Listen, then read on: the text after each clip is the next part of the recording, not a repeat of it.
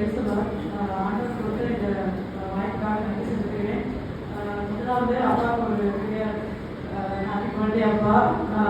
ஆண்டவர் கொடுத்த இந்த 60 ஆண்டுகள் அப்பா கூட இருந்து இவ்வளோ பெரிய காரியங்களை செய்ய முடியாத அவர் நடத்தினார். அதற்காக ஸ்தோத்திரிக்கிறேன். ஒரு மகனா நீங்க ஒரு மாஸ்டரா பார்த்துப்பீங்க, ஒரு மகனோட அப்பாவாய் பண்ணாது, ஒரு மகளோட அப்பாவாய் எப்படி இது கூட இருக்கிறார் அப்படின்னு நான் சொல்லணும். முதலாவது அவர் வசனத்தின்படி பிள்ளையானவன் நடக்க வேண்டிய வழியிலே அவனை நடத்து, அவன் முதல் வயதிலும் அதை விடாது இருப்பான் என்ற வசனம் தான் எனக்கு ஞாபகம் வருது. நான் பார்த்த வரைக்கும் அப்பா வந்து ஸ்ட்ரிக்டா இருப்பாங்க, எல்லாருமே கரெக்டா இருக்கணும் அப்படின்னு தான் நினைப்பாங்க. அதுவும் சர்ச் விஷயம் வந்துட்டா வந்து ஃபுல்லாகவே எல்லாமே கரெக்டாக சர்ச் போகணும், ஒரு விஷயம் கூட தவறிடக்கூடாதுன்னு நினைப்பாங்க. உண்மையாகவே அதை வந்து அவர் நினைக்கும் போது அவரோட டெடிக்கேஷனும் அவரோட விசுவாசத்தையும் தான் நான் பார்க்குறேன்.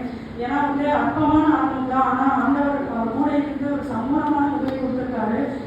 இவ்வளோ ஆண்டுகள் முன்பாக அவரோட ஆசைகள்லாம் இப்போ வந்து ஒன்று ஒன்றா ஆண்டவர் நிறைவேற்றிட்டு வராரு. அதுக்காக ஸ்தோத்திரிக்கிறேன். அது மட்டும் இல்லாமல் ஒரு மகளான சொல்லணும்னா அவருக்கு ரொம்ப ஸ்ட்ரிக்டா இருப்பாரு. வெளியெல்லாம் விடவே மாட்டாரு, இல்லை யாருக்கு பேச விட மாட்டாரு. இத்தனைக்கும் சர்ச் வந்து பப்ளிக் பிளேஸ் தான், ஆனாலும் வந்து பயங்கர ஸ்ட்ரிக்டா இருந்து நாங்கள் எப்படி நடக்கணும், எப்படி வந்து பேசணும், மற்றவங்க பேசணும் அப்படின்றத கூட குறிப்பா இருப்பாரு. ட்ரெஸ்ஸிங் ஆகி எல்லாத்துலேயுமே வந்து குறிப்பா இருப்பாரு. அதை நினைக்கும் போது நான் இந்த வயதிலையும் வந்து இப்பதான் எனக்கு புரியுது ஏன் அப்படி சொன்னாரு. அந்த டைம்ல நமக்கு சொன்ன புரியாது, ஆனா இப்ப ஒரு காரியமே எனக்கு வந்து புரியுது.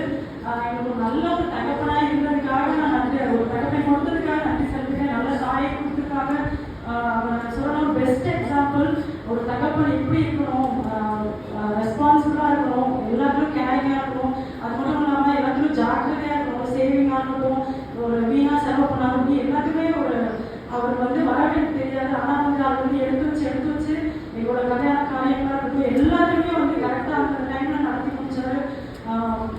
அதுக்காக ஆண்டவரை ஸ்தோத்திரிக்கிறேன். இனிமேலும் அப்பாவுக்கு வந்து நல்ல ஒரு சுகமான ஆரோக்கியத்தை அப்பா ஆண்டவர் கொடுக்கணும். இன்னும் அநேக மக்கள் ஆத்மா